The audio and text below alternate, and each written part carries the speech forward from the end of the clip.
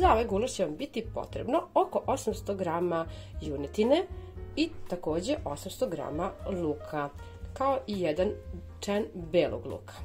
Drugim rečima, koliko stavite mesa, toliko stavite i luka. Možete malo da smanjite, ali nemojte smanjiti mnogo. Neka bude, recimo, u najgorem slučaju, na 800 g mesa 400 g luka.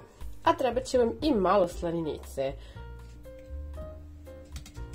Nasackajte luk na sitne kockice.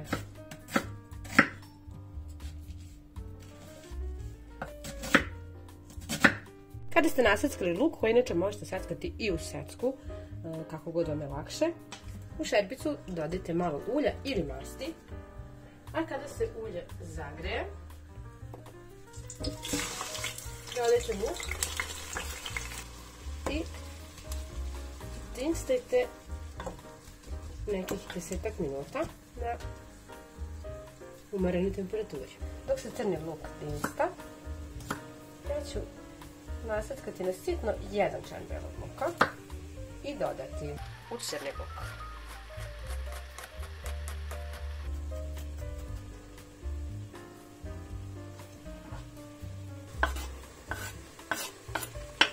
Nasackat ćemo i malo slaninice, čisto za lepši ukus. Stavit ću ovo sa strane. A zatim ćemo da nasackamo i meso. Najbolje bi bilo od plećke.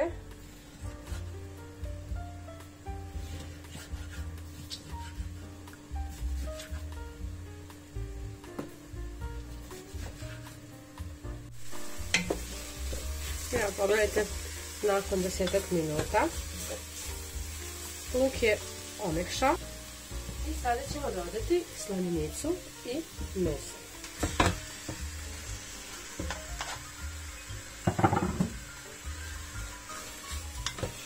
Promešat ćemo sve.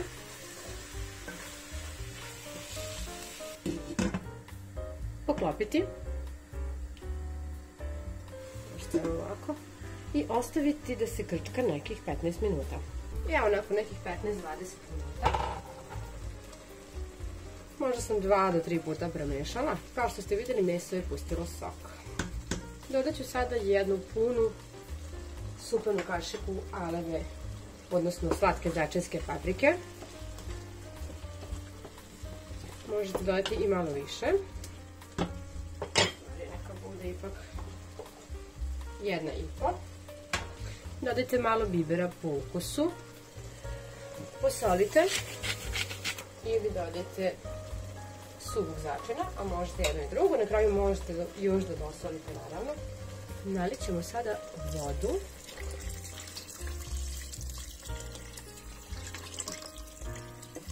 Evo, ja ću ovako čisto malo da prekrijem meso. Promešat ću sada sve. Poklopiti. I na umerenoj temperaturi krčkati dok se lepo ovo meso ne ukrčka uz dodavanje vode. Što duže to bolje, pa minimalno barem sat i pol do 2 će biti dovoljno, a najbolje je bar jedno 3 sata da krčkate. I evo, nakon sat i 40 minuta, ja nisam dodavala vodu jer nije bilo potrebe, a krčkala sam na slabijoj temperaturi. Ovako polupoklopljeno, pogledajte kako se to lepo zgusnulo. Sada ću da dodam i malo soka od paradajza, odnosno pasiranog paradajza. Možda neki prilike 1 decilitar. Neću da preterujem, da promešam. Daćemo onaj blago kiselkast lep ukus paradajza. I sada možete da probate i da posolite još ukoliko je to potrebno. Promešat ću, poklopiti i ostaviti još malčice da se sve ovo ukrčka nekih 15-20 minuta i to je to. I evo,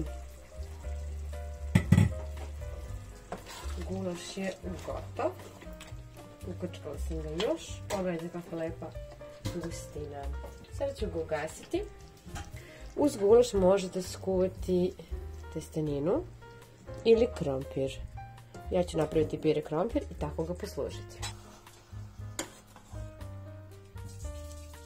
Pogledajte kako je to lepa gustina.